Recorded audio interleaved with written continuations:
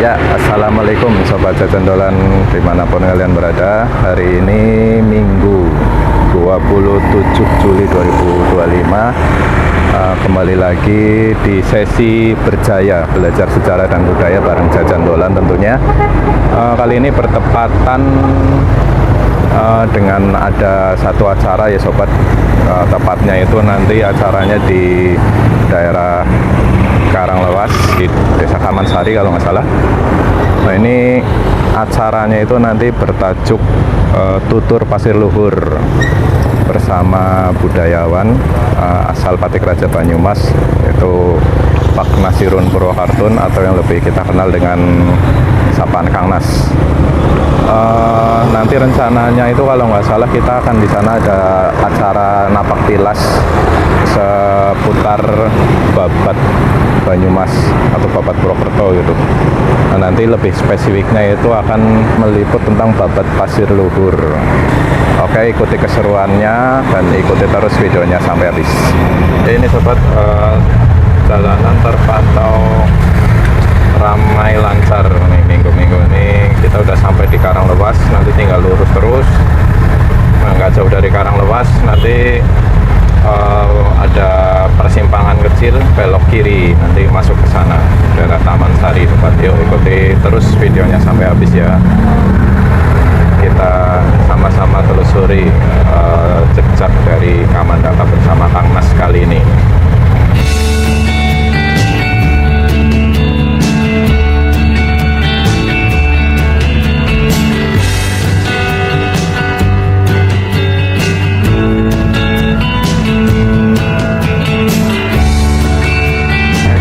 Melewati Pangsar juga ya sobat, melewati daerah Pasar Sudirman, terus ke sana juga pengen napak tilas ke sana juga sebenarnya kalau udah ada kesempatan nih sobat, ke sekitaran Karanglewas ini. Di sini banyak sekali jejak-jejak sejarah dari babat Banyumas sobat. Lurus terus.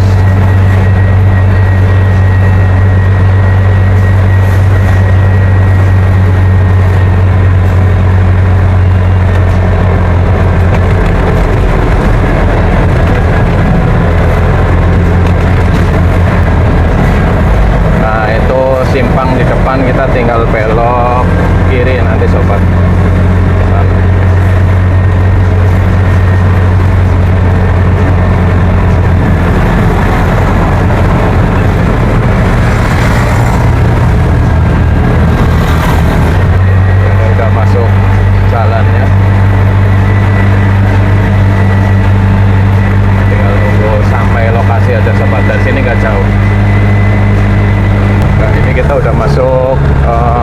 Area Taman Sari sobat, dan ini kita mau menuju ke lokasi titik kumpul.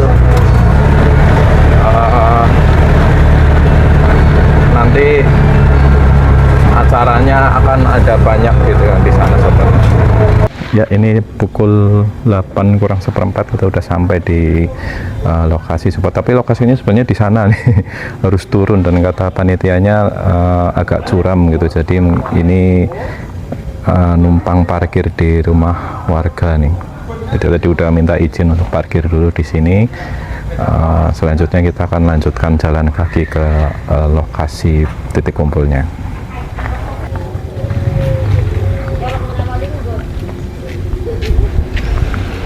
Nah, ini masuknya Desa Wisata Kamandaka, Desa Taman Sari Banyumas. Nah, kita turun ke bawah sobat.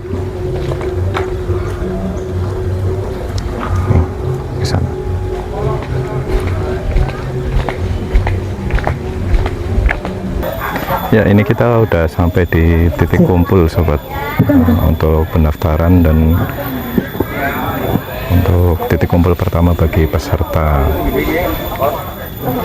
Nah, nanti kemungkinan akan turun ke bawah sana.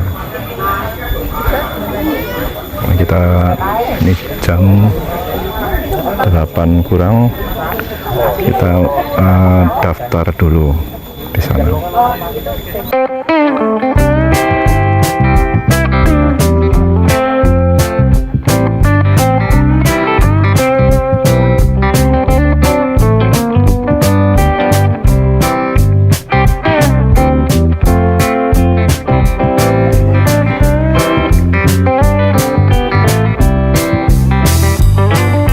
ke pasar luhur.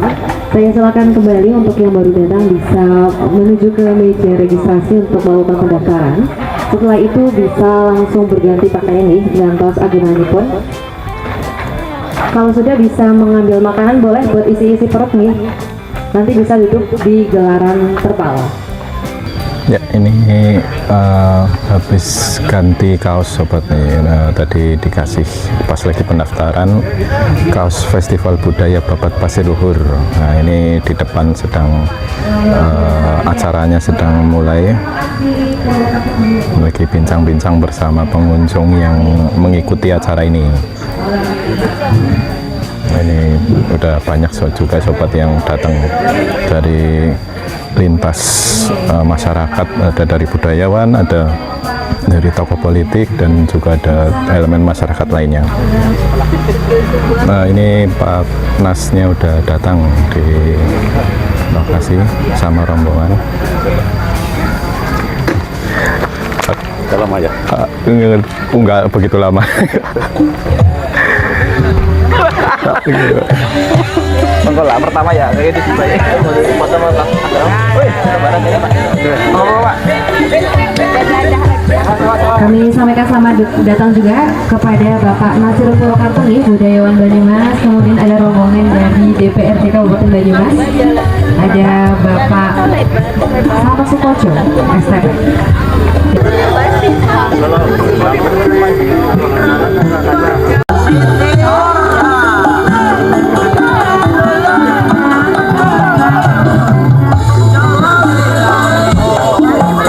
Sugeng rawuh nih Bapak Ibu, monggo silakan yang baru datang bisa mengisi nih di pendaftaran meja registrasi terlebih dahulu. Mungkin angsal kaos Bapak nih, mungkin di kantor rin nih kaosnya diagem rin, sager mundut gaharan buat isi perut Bapak. Acara bakal diwiwiti. Bismillahirrahmanirrahim. Assalamualaikum warahmatullahi wabarakatuh. Ingkang tansah kula hormati Kepala Dinpora Bupar Kabupaten Banyumas Bapak Dr. Andes Tiara Hendra MSI utawa ingkang makili. Ingkang kula hormati ugi Bapak Wakil Kepala Komisi 3 DPRD Banyumas Bapak Slamet Sukoco STV. Ingkang kula hormati Camat Karanglewas utawa ingkang mewakili. Ingkang kula hormati Bapak Burhanuddin Kepala Dusun Taman Sari. Ingkang kula hormati Bapak Nasirul Purwokarto Budayawan Banyumas lan tim utawa rombongan ingkang satu kinabekten. Ingkang kula hormati sedasa utawa 10 pegiat seni lan para budayawan Banyumas. Ingkang kula hormati ugi tamu undangan lan sedaya para rawuh ingkang kula tresnani. Sebida monggo kita sami ngraosaken syukur dumateng Gusti Allah ingkang peparing kawaosanipun sedaya kita saged makembal ing papan lan wekdal punika tanpa alangan satunggal manapa. Sugeng rawuh utawi selamat datang nggih dumateng para rawuh wonten ing adicara telusur Pasir Luhur ing Desa Wisata Historikal Dusun Taman Sari ing dinten menika Minggu 17 Juli 2020. Mugi sedaya ingkang rawuh pinaringan kesehatan, kamulyan, saha kabegyan. Lajeng dipunlanjutaken kalian lagu kebangsaan Indonesia Raya. Kula aturaken monggo para rawuh supados jumeneng sesarengan nembah lagu Indonesia Raya.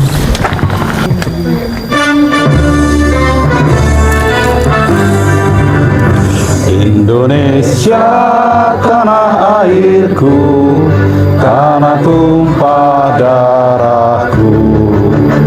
Di sanalah aku berdiri, jadi pandu ibuku. Indonesia kebangsaanku, bangsa dan tanah airku. Marilah kita berseru, Indonesia bersatu. Hiduplah tanahku, hiduplah negeriku, dan satu rakyatku semuanya. Bangunlah jiwanya, bangunlah badannya, untuk Indonesia Raya. Indonesia Raya, merdeka, merdeka, tanahku negeriku. cinta. Indonesia Raya, merdeka, merdeka, hiduplah Indonesia Raya. Indonesia Raya, merdeka, merdeka, tanahku, negeriku yang ku cinta. Indonesia Raya, merdeka, merdeka, hiduplah Indonesia Raya. Semoga para rawuh dipun tamil lungguh malih. الحمد لله رب العالمين حمدا ناعمين حمدا شاكرا حمدا يعافي ويكافي مزيدا. يا ربنا لك الحمد ولك الشكر ولك المن كما ينبغي لجلال وجهك الكريم ولعظيم سلطانك. اللهم صل صلاة تنجينا بها من جميع الأهوال والآفات وتغفرنا بها من جميع الحاجات وتطهرنا بها من جميع السيئات وترفعنا بها عندك على الدرجات وتبلغنا بها أقصى الغاية من جميع الخيرات في الحياة وبعد الممات. اللهم إني أصبحت منك في نعمتي وعافيتي وأسيتك فأتم علي نعمتك وعافيتك واسترك في الدنيا والآخرة. اللهم اغفر لنا ولوالدينا وارحمهما كما ربونا صغارا ولجميع المؤمنين والمؤمنات والمسلمين والمسلمات الأحياء منهم والأموات برحمتك يا أرحم الراحمين. ربنا اغفر لنا ذنوبنا ولإخواننا الذين سبقونا بالإيمان ولا تجعل في قلوبنا غلا للذين آمنوا ربنا إنك رؤوف رحيم. اللهم إنا نسألك سلامة في الدين وعافية في الجسد وزيادة في العلم وبركة في الرزق وتوبة قبل الموت ورحمة عند الموت ومغفرة بعد الموت. اللهم هون علينا في سكرة الموت والنجاة من النار والعفو عند الرزق. ربنا اغفر لنا ذنوبنا ربنا لا تزغ قلوبنا بعد إذ هديتنا وهب لنا من لدنك رحمة إنك أنت الوهاب. اللهم نور قلوبنا ويسر أمورنا وصحح أجسادنا وقبل حاجتنا وحسن مقاصدنا يسرنا يا الله. اللهم لا جعلت سهلا إلا ما جعلت سهلا وأنت تجعل الحزن إلا ما شئت سهلا. ربنا آتنا من لدنك رحمة وهيئ لنا من أمرنا رشدا. ربنا آتنا في الدنيا حسنة وفي الآخرة حسنة وقنا عذاب النار. سبحان ربك رب العزة عما يصفون وسلام على المرسلين والحمد لله رب العالمين. Monggo Bapak Ibu sing badhe nderek jalan-jalan kumpul dulu terus berbaris kita foto bersama dan kita akan menuju ke titik pertama dari telusur pasir luhur ini. Toyo baris mangke foto bersama terus kula wiwiti. Sini bagusnya backlight sih. Hadap sana pada sini. Monggo kumpul semua kita foto bersama. Monggo Mas Riki Mas. Monggo sesarengan konco-konco Taman Sari. Monggo derek mriki. Nuwun sewu nggih Bu. Babate pasir luhur. Babate pasir luhur. Babate awake dewek. Babate awake dewek. Ayo kanca pada tebukak pada tewaca ben bisa cerita. Ayo kanca pada tebukak pada tewaca ben bisa cerita. Satu kita nyanyikan sama-sama tanpa saya ajari. Sakit? Yuk 1, 2, 3. Babate pasir luhur. Babate awake dewek. Ayo kanca pada tebukak pada tewaca ben bisa cerita. Teman-teman tahu siapa yang mendirikan Kabupaten Banyumas? Joko Kaiman. Nah, kita akan berziarah ke makam ayah dan ibunya Joko Kaiman. Ngoten nggih? Jadi Joko Kaiman itu makamnya teng Dawuan. Nah, saya mencurigai makam yang oleh orang Taman Sari disebut dengan Setana Buddha nggih. Setana Gede nggih. Setana Gede nggih. Nah niku Setana Buddha nggih. Setana Gede itu adalah makam ayah dan ibunya Joko Kaiman. Karena apa? Karena dalam Babat Banyumas, Joko Kaiman itu lahir dari bapak yang bernama Siapa bapaknya Joko Kaiman? Banyak Sosro atau Banyak Sastra. Jadi kita akan berziarah ke makam Banyak Sastra atau Banyak Sosro. Nah, Banyak Sosro itu menikah dengan anaknya Adipati Pasir Luhur Banyak Geleng atau Banyak Geleh atau Purwa Kencana II atau Pangeran Mangkubumi II. Nah, Wirakencana waktu jadi patih ya, waktu jadi patih itu Wirakencana. Nah, itu menikah dengan, kalau dalam babat Banyumas Kranji Kedung Wulu itu namanya disebut itu Sulastri ya. Nah, Sulastri itu anaknya Banyak Geleh.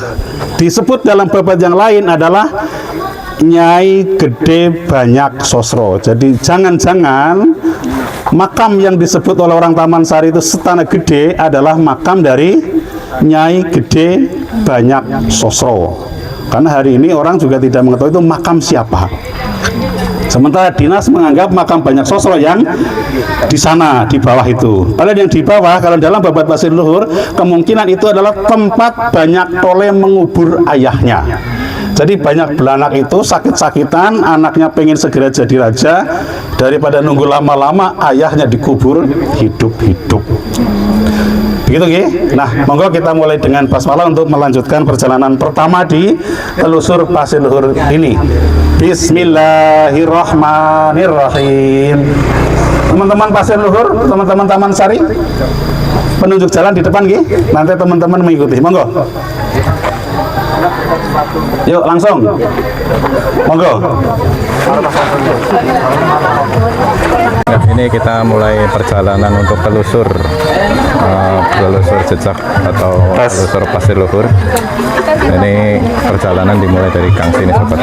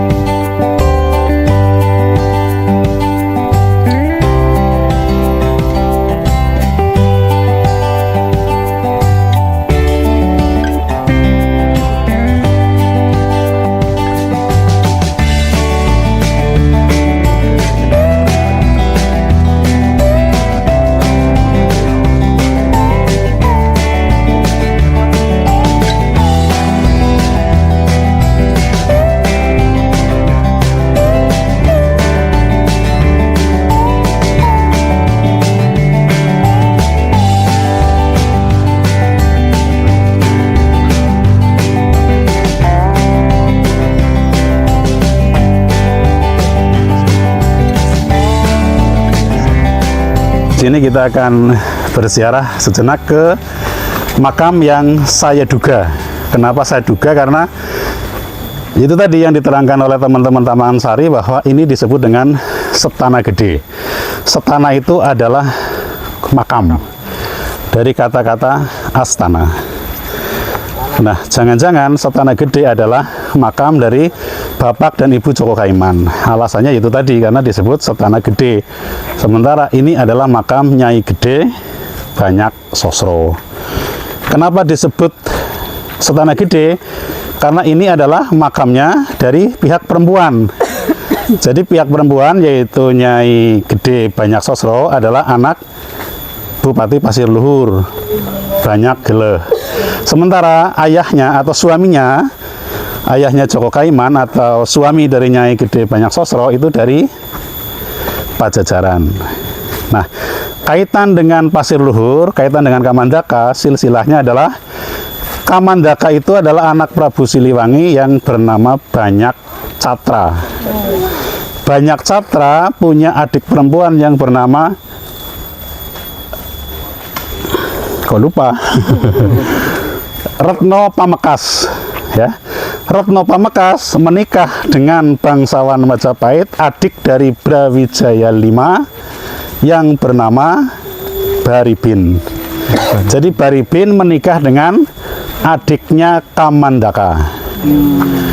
Adiknya Kamandaka itu perempuan, kemudian dari Baribin dan Retno Pamekas itu lahirlah Banyak sosro atau banyak sastra. Jadi kaitan Banyumas dan Purwokerto itu sama dekat, karena babat Banyumas itu adalah sejarah Banyumas, babat Purwokerto adalah babat pasir luhur.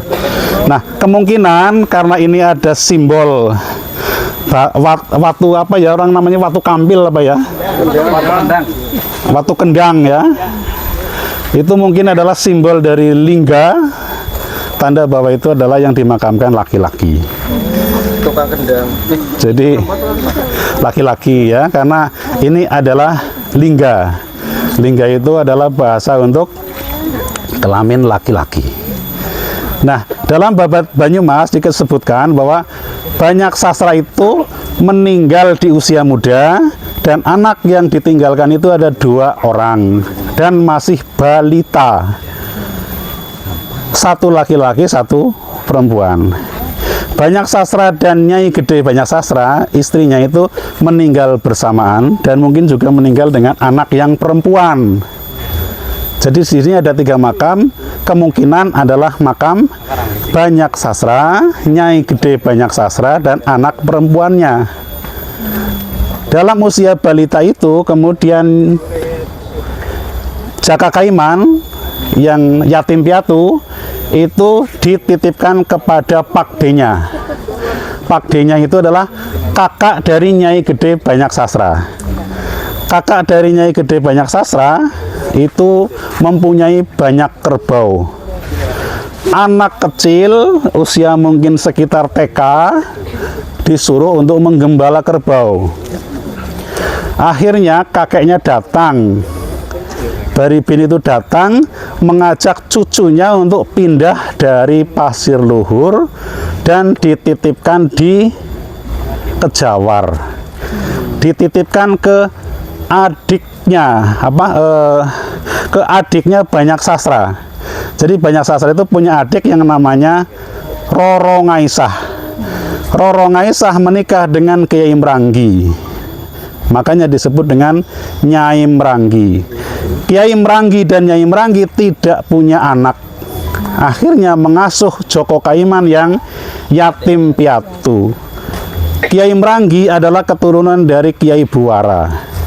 Kiai Buwara adalah ulama wirasaba yang ditraining langsung oleh Sunan Kudus di Demak, yang menjadi cikal bakal pengislaman wirasaba. Akhirnya Joko Kaiman dididik dengan sangat islami, makanya nama Joko Kaiman sendiri sampai hari ini kita tidak tahu. Nama aslinya tidak tahu, karena Joko Kaiman itu adalah nama paraban, nama sebutan. Jadi misalkan kayak Rasulullah itu sebutannya Al-Amin, karena orang yang sangat terpercaya. Nah, Joko Kaiman juga begitu. Joko Kaiman itu adalah sebutan untuk orang muda atau remaja yang soleh. Joko Kaiman itu, Joko itu pemuda, Kaiman itu beriman.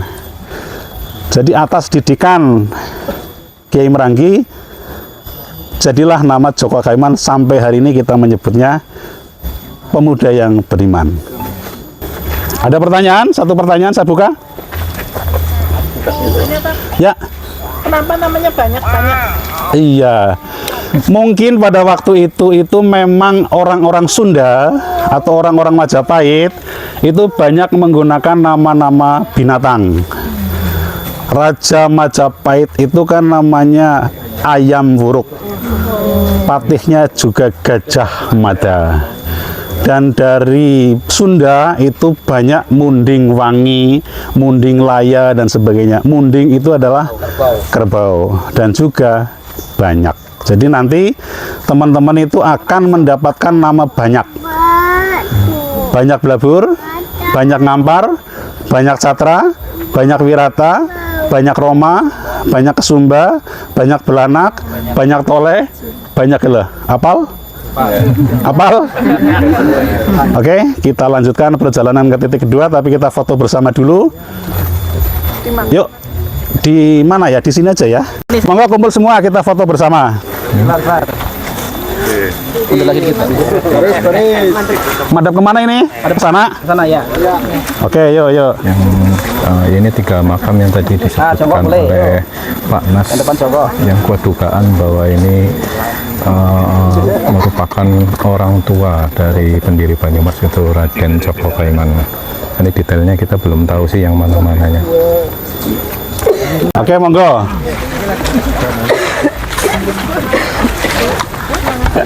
Teman-teman Taman Sari yang di depan.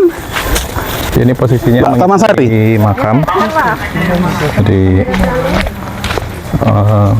nanti memutar makam terus jalurnya ke bawah lagi, sobat.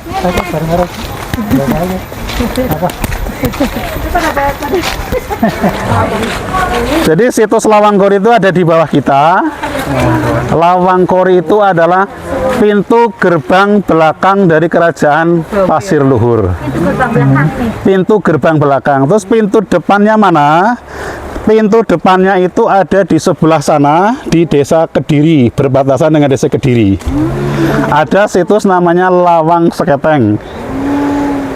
Nah, Lawang Seketeng itu nanti menghadap langsung ke kerajaan Pasir Luhur, dan bekas alun-alun kerajaan Pasir Luhur sekarang menjadi sawah yang membentang luas di Desa Kediri. Nah, Keputren itu adalah wilayah yang sangat privat, hanya untuk kaum perempuan anak raja. Karena Raja Pasir Luhur Kandandoho itu punya 25 anak yang semuanya perempuan. Nah, sebagai anak raja itu ditempatkan di Kaputren, suatu tempat yang steril, makanya berada di belakang. Nah, tempat Keputren itu namanya adalah Taman Sari. Jadi Taman Sari itu adalah wilayah sini. Nah, dari wilayah inilah kemudian berkembang menjadi nama desa. Jadi nama Taman Sari sebetulnya nama Keputren untuk perempuan putra-putri raja. Tapi suatu kali anak Kandandoho, anak Raja Kandandoho yang bernama Ciptarasa, itu satu-satunya perempuan atau satu-satunya anak perempuan yang belum menikah.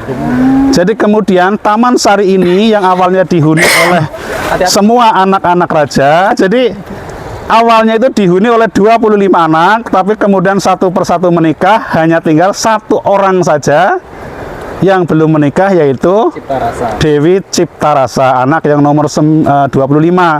Makanya disebut juga dengan putri bungsu. Nah, suatu ketika setelah Ciptarasa itu bertemu dengan Kamandaka, terjadilah pertemuan di Taman Sari. Jadi karena Taman Sari itu hanya dihuni oleh seorang diri, oleh Ciptarasa, Kamandaka itu kemudian berhasil masuk ke Taman Sari yang seharusnya tidak boleh dimasuki oleh laki-laki. Nah, inilah kenapa terjadi, karena rasa cinta itu datang pertama kali dari Ciptarasa. Karena perempuan yang cinta duluan, akhirnya perempuan yang bergerak duluan, mengundang Kamandaka untuk masuk ke Taman Sari melewati pembantunya, embannya yang diutus untuk menjemput Kamandaka. Jadi pura-puranya embannya itu menjemput dengan sembunyi-sembunyi lewat jalur pohon. Jadi berjalan dari pohon ke pohon agar tidak terlihat oleh prajurit penjaga. Akhirnya selama 40 hari itulah Kamandaka berada di Taman Sari. Sampai kemudian ketahuan oleh prajurit jaga. Akhirnya Kamandaka berusaha ditangkap untuk dibunuh karena berani memasuki kawasan terlarang. Akhirnya setelah Kamandaka itu diburu-buru di Taman Sari itu, Kamandaka itu menyelamatkan diri dari kepungan prajurit dengan cara masuk ke gorong-gorong saluran air. Mas Taman Sari, ini masih di bawah masih ada saluran air ya? Iya, masih ada. Masih ada jejaknya ya? Ada guanya di sana. Ya, jadi ketika prajurit itu mengubek-ubek Taman Sari, itu Kamandaka meloloskan diri lewat gorong-gorong. Kalau kata gorong-gorong, kalau saya jadi ingat Mantan. Jadi masuk lewat gorong-gorong sampai kemudian saluran air itu jatuh ke Sungai Logawa. Dan kita akan melihat jejak Kamandaka ketika akhirnya bisa keluar dari Taman Sari dan selamat karena saluran air itu menuju ke Sungai Logawa. Kita akan datang ke tempat yang Kamandaka selamat dari kejaran prajurit. Jadi memang gorong-gorong pasti ditutup. Monggo.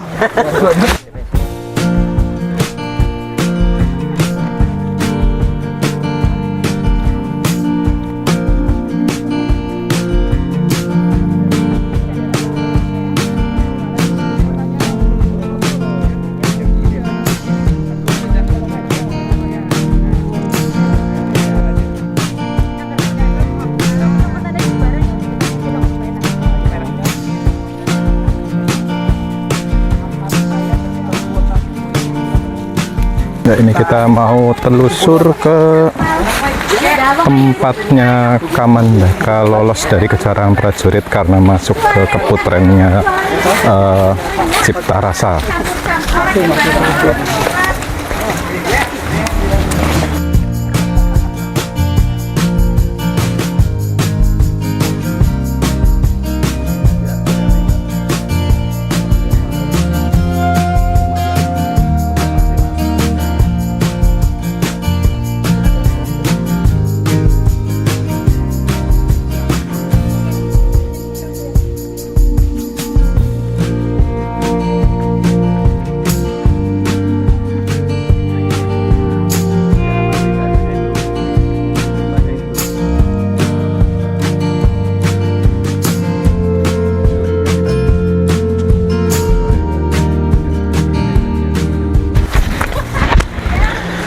Ya, ini medannya lumayan sobat. Kita melintasi perbukitan, terus perkebunan. Ini Kelahiran 48 tentang sejarah Banyumas, asal mula Banyumas dan Purwokerto. Tuh.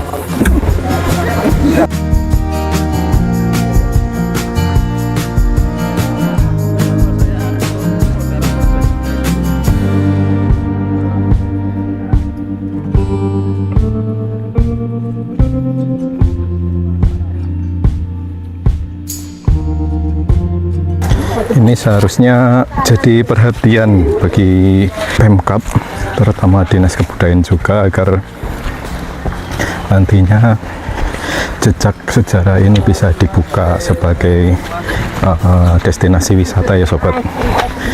Jadi tidak hanya wisata-wisata yang kekinian yang diviralkan, tapi wisata sejarah seperti ini juga harus diviralkan. Dan pentingnya untuk berkolaborasi bersama pemuda atau anak-anak muda zaman sekarang. Itulah golongan sama. Mungkin juga para konten kreator, selebgram dan lain-lain. Nah, ini kita udah sampai. Monggo kita sampai di situs yang bernama Kedung Ketahunan. Bismillah. Ya, Mbak Gugur. Monggo teman-teman kumpul di sini untuk kita berziarah sejarah, menapak jejak, telusur pasir luhur di situs yang bernama Kedung Ketahunan. Jadi saya lanjutkan cerita yang tadi.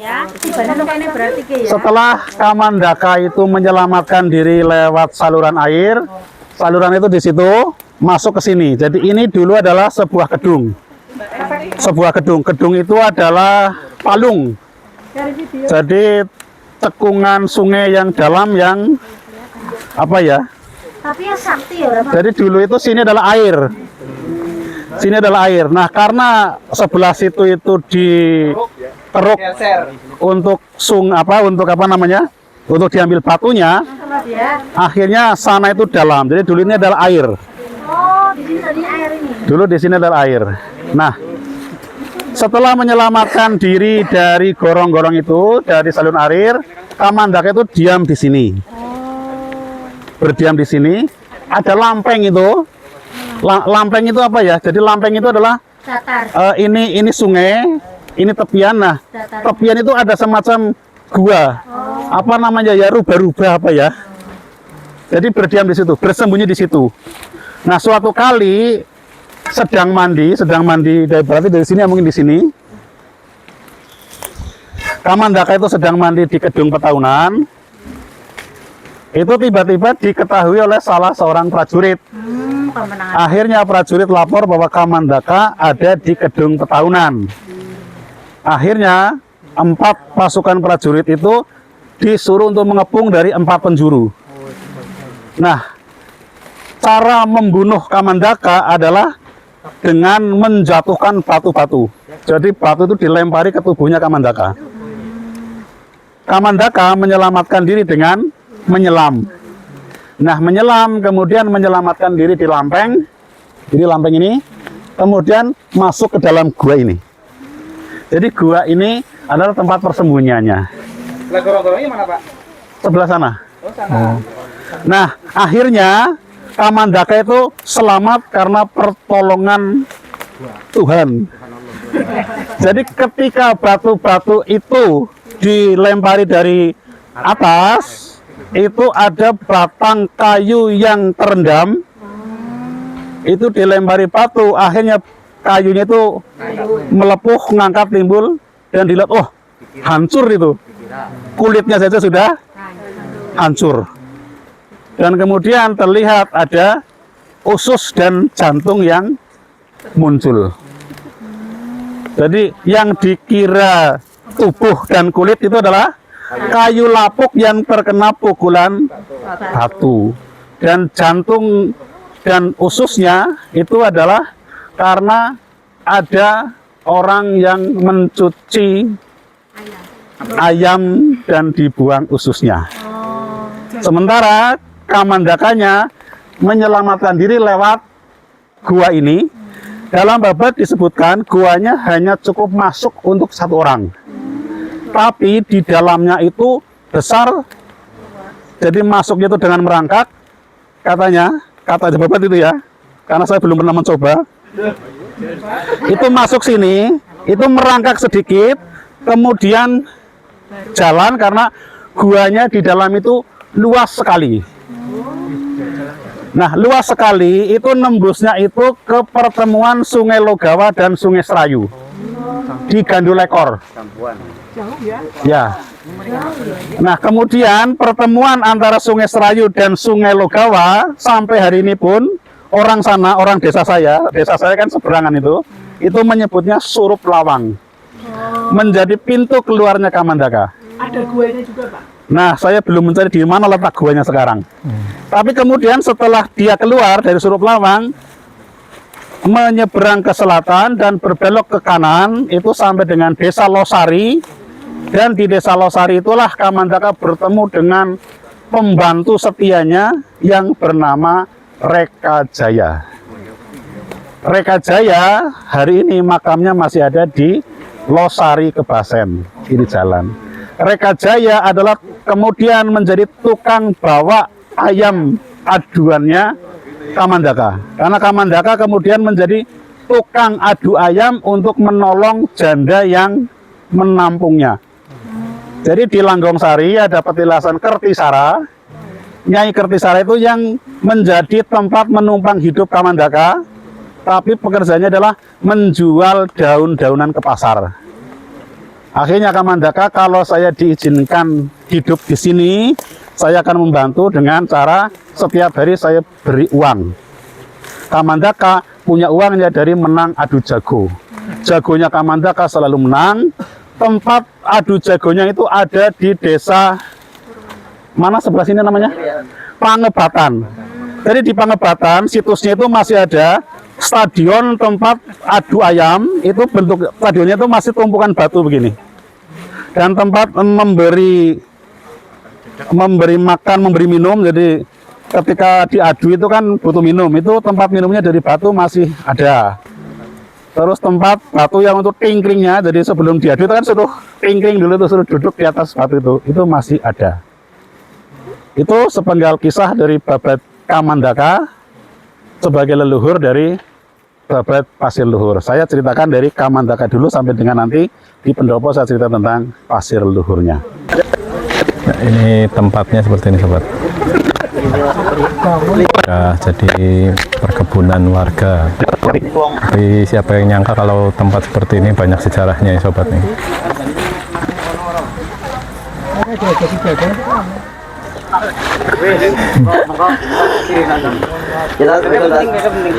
Antum tunggu kita ya di saudara. Alhamdulillah. Ya, nggak apa-apa ini kegiatan.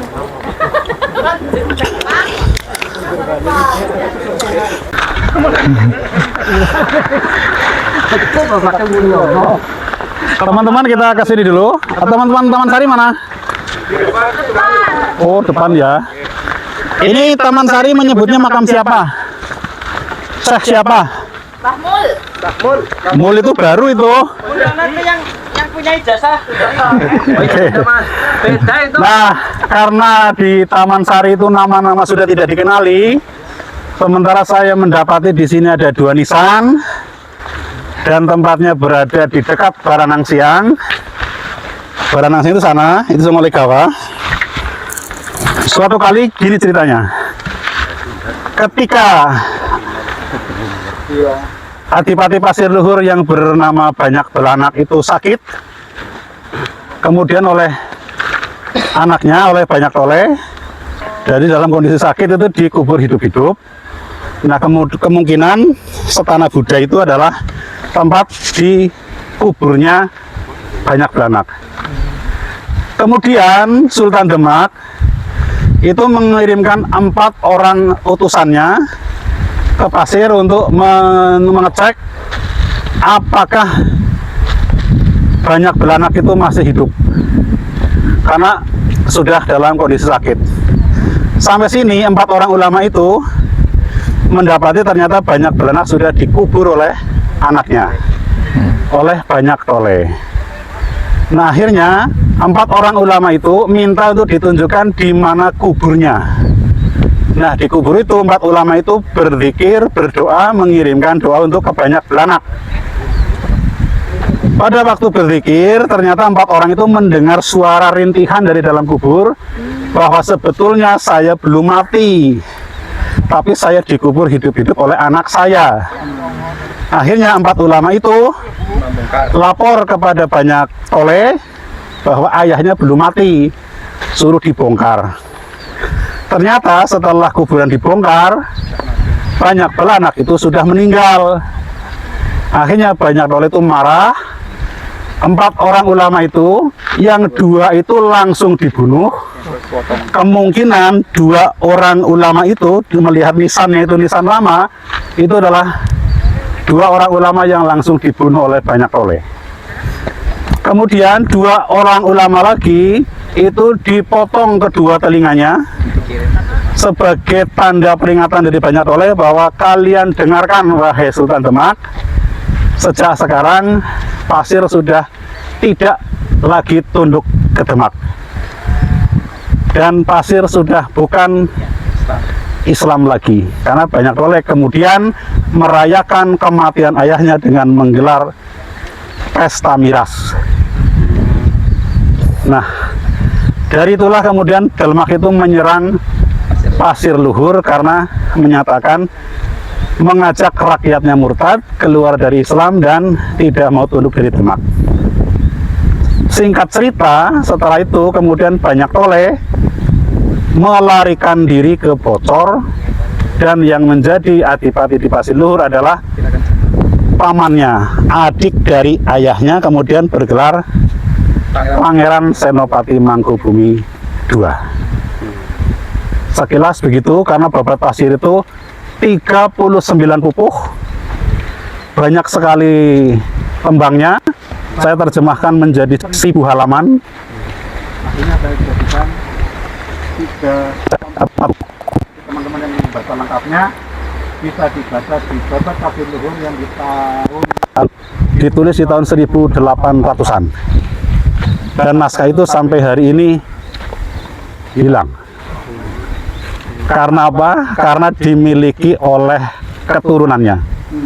Keturunannya dalam menjaga naskah adalah tidak berani membuka, tidak bisa membaca. akhirnya dianggap barang yang tidak berharga.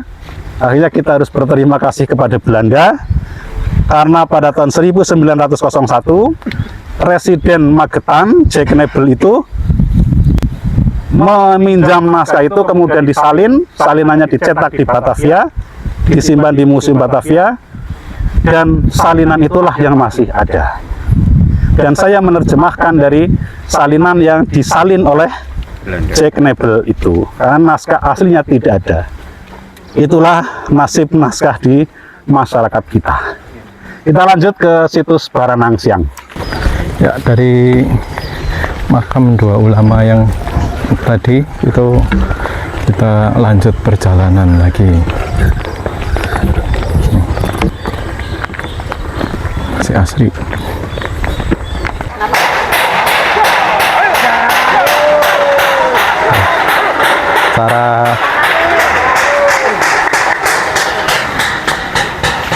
Cara petani lokal untuk menggiring burung, ya, sobat. Nah, nanti acaranya nanti di sana, sobat, di Embung. Tapi ini kita ke arah sana dulu untuk telusur terakhirnya.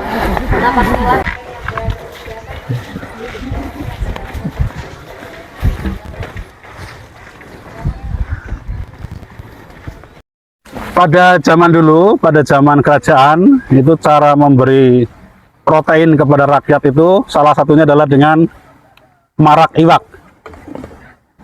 Marak iwak yang dilakukan di Kerajaan Pasir Luhur adalah tempatnya di Kedung Baranangsiang.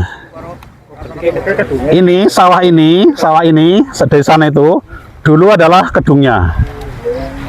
Sungainya adalah di sini. Nah, sekarang sungainya itu pindah ke sebelah sana. Jadi dulu itu sungainya besar. Marak iwak itu caranya adalah aliran dari sana itu dibendung pakai batu. Terus kedung ini itu ikannya dibikin mabuk, digebyok-gebyok begitu pakai bambu. Akhirnya kedung yang sudah asap itu banyak sekali ikannya, dan rakyat Pasir Luhur dipersilahkan untuk menangkap sepuasnya. Nah, ketika upacara marak iwak itu, Ciptarasa, Dewi Ciptarasa itu duduk di atas tandu, bukan tandu, apa namanya, pendopo gitu ya, pendopo kecil di tepi sungai, kayak semacam panggung kehormatan. Nah, panggung kehormatan itu diisi oleh 25 putri raja beserta dengan suaminya. Nah, setelah marak iwak itu dilakukan, para suami itu, para menantu Bupati Pasir Luhur, suami dari para putri, itu turun ke sungai untuk bukan mengambil, tapi naik rakit dan gepyoki air, biar semakin banyak ikan yang muncul ke permukaan. Nah, pada waktu itu Kamandaka itu menjadi anak angkat dari Patih Pasir Luhur. Dia sedang menjala ikan. Ciptarasa dari atas panggung itu melihat Kamandaka. Jadi cinta itu datang di pandangan pertama. Sampai kemudian bayangan itu tidak bisa hilang selama berhari-hari. Jadi Ciptarasa itu merasa terpesona dengan Kamandaka. Terus Kamandaka ngapain kok datang jauh-jauh dari dari Pajajaran ke Pasir Luhur? Kamandaka itu adalah anak pertama yang akan diangkat menjadi raja Pajajaran. Tapi Kamandaka itu belum punya istri. Syaratnya kalau mau jadi raja harus punya istri dulu. Kamandaka disuruh oleh ayahnya, kamu cari istri seinginnya kamu. Seluruh Pajajaran silahkan dicari istri yang cocok untukmu. Ternyata di seluruh Pajajaran tidak ada yang cocok, karena Kamandaka itu mengidap apa ya, yang cinta dengan ibunya itu apa itu? Oh, apa? Komplek apa itu? Oh, dipus komplek. Semacam itu ya. Jadi intinya Kamandaka itu mau menikah dengan perempuan yang wajahnya sama dengan ibunya, Mau ke sini. sifatnya juga sama dengan ibunya, sama, bukan mirip. Jadi kalau cuma mirip itu nggak mau. Nah akhirnya menurut wangsit yang diterima di gunung, saya lupa nama gunungnya, itu adalah ada perempuan yang sama persis dengan ibumu, hanya beda usia saja. Itu arahnya dari Pajajaran adalah barat laut. Akhirnya dicarilah, ketemu di barat laut Pajajaran adalah Pasir Luhur. Dan akhirnya ini adalah tempat pertemuan Kamandaka dan Ciptarasa pertama kalinya. Saya menceritakan ini sebagai prolog menuju ke Babat Pasir Luhur karena dari Kamandaka adalah kemudian lahir generasi Pasir Luhur. Karena dari banyak catra, yaitu Kamandaka, kemudian melahirkan anak bernama Banyak Wirata. Banyak Wirata punya anak Banyak Roma. Banyak Roma punya anak Banyak Kesumba. Banyak Kesumba punya 2 anak, Banyak Belanak dan Banyak Geleh. Nah, di era Banyak Belanak itulah Kesultanan Demak mengajak Pasir Luhur menjadi kerajaan Islam. Karena wilayahnya lebih kecil, Pasir Luhur turun menjadi kadipaten. Dari kerajaan menjadi kadipaten, dan Banyak Belanak diislamkan oleh Pangeran Makdum Wali. Pangeran Makdum Wali kemudian menjadi gurunya, dan akhirnya Banyak Belanak juga menjadi ulama, menyebarkan Islam ke banyak wilayah dari mulai Jawa Barat hari ini, Jawa Tengah sampai Jawa Timur. Akhirnya oleh Sultan Demak diberi gelar Pangeran Senopati Mangkubumi karena berhasil mengislamkan banyak wilayah. Kenapa? Ini pintarnya strategi Demak dalam mengislamkan wilayah-wilayah, yaitu yang menjadi ujung tombak adalah raja. Jadi ketika raja mengajak raja, apalagi ke Pasir Luhur adalah keturunan dari Kamandaka yang keturunan dari Pajajaran, itu wibawanya lebih didengar daripada sekedar ulama biasa. Jadi ketika mengislamkan kok punya jabatan, itu lebih mudah diterima daripada hanya seorang ulama saja. Saya mengalami sendiri. Selain mengurusi budaya, saya juga mengurusi agama. Balai Pustaka adalah untuk sejarah dan budaya. Balai Cahaya adalah untuk penyebaran Islam, untuk pengajaran Quran untuk lansia. Ketika saya menyebar 20 guru ngaji ke 19 musola untuk mengajak jamaah musola belajar Quran untuk orang tua, untuk lansia, itu tidak ada yang mau. Tapi begitu saya minta kepala desa mengumpulkan seluruh RT, RT-nya yang mengajak warganya untuk ngaji di musola, warganya itu mau. Dan itu sama dengan Pasir Luhur. Ketika yang mengajak itu adalah rajanya, raja lain mau. Ketika saya ngajak orang untuk ngaji di musola, tidak mau. Tapi ketika kepala desanya yang mengajak, mau. Itulah yang bisa saya ceritakan dari situs Baranang Siang, tempat pertemuan Kamandaka dan Ciptarasa, dan kita akan diskusi tentang Pasir Luhur di Pendopo Kandandaha. Ya, barusan kita udah Pak Koco, depan yuk. Barusan kita udah menuju sesi akhir, udah dari Napak Tilas tentang cerita Kamandaka. Nanti kita akan lanjut. Saya minta tolong ya. Maaf. Akan lanjut bahas tentang Babat Pasir Luhur di pendoponya nanti, di Pendopo Kandandaha. Ikuti terus videonya sampai habis.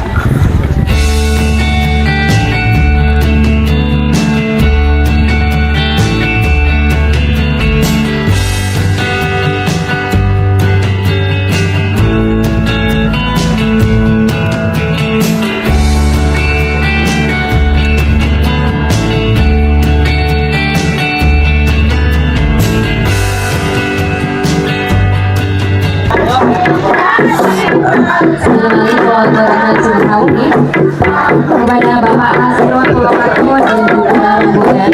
Alhamdulillah.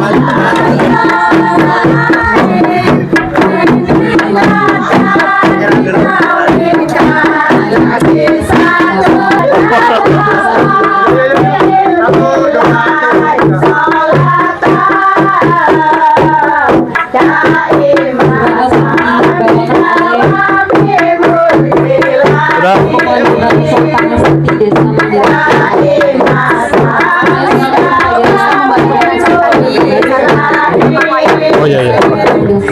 Kemudian bisa menempatkan diri di pendopo leher. Ya. Ini terima kasih Bapak Sukoco, Bapak Nasir dan juga Bapak Burhan.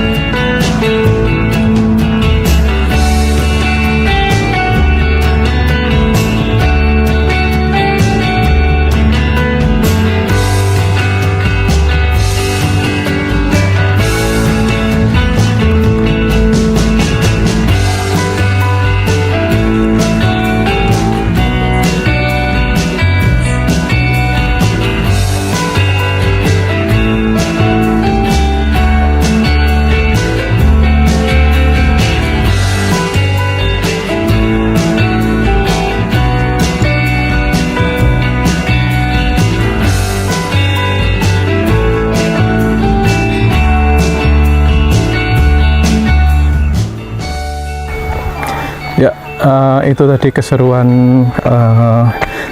acara telusur Bapak Pasiluhur hari ini, sobat. Ini sangat disayangkan tadi pas lagi acara intinya baterai saya habis dan nggak bawa power bank. Jadi tadi ada teman kenalnya lagi pas zamannya Pak Anies ke tempatnya Pak Nasirun, namanya Mas Imam. Nanti yang nggak lengkap dari channel YouTube Jajan Dolan, nanti lengkapnya bisa lihat di fullnya di YouTube-nya Mas Imam. Nanti saya sertakan linknya di deskripsi ya, sobat. Tuh, bajunya nggak turun karena curam banget. Ini kalau aspal sih berani saya. Aduh, ngos-ngosan, sobat. Kalau ini aspal saya berani turun karena tadi udah lagi pas berangkat udah cek ini bukan aspal, takutnya licin dan selip. Ya udahlah di atas saja. Oke. Sekian. Nah ini Pak Nas, perumahan Pak Nas pulang nih. Saya baru pulang. Terima kasih yang sudah menonton videonya sampai habis. Jangan lupa juga untuk like, komen, dan share. Ini yang diutamakan ya, sobat ya, yang share tentang sesi berjaya, belajar sejarah dan budaya, terutama bagi kita yang asli Banyumas. Wajib share lah agar budaya kita, sejarah dan budaya kita dikenal banyak orang. Dari acara ini juga akhirnya tahu bahwa pusat penyebaran agama Islam, siapa sangka dari desa sekecil ini hingga dikenal menyebarkan Islam berkat Magdum Wali yang telah gigih dan tekun menyebarkan Islam ke bagian Jawa Selatan, Jawa Barat hingga Jawa Timur. Oke, sekali lagi terima kasih yang sudah menonton videonya hingga habis. Yang belum subscribe jangan lupa subscribe dan tonton juga video Jajan Dolan lainnya. Wassalamualaikum warahmatullahi wabarakatuh.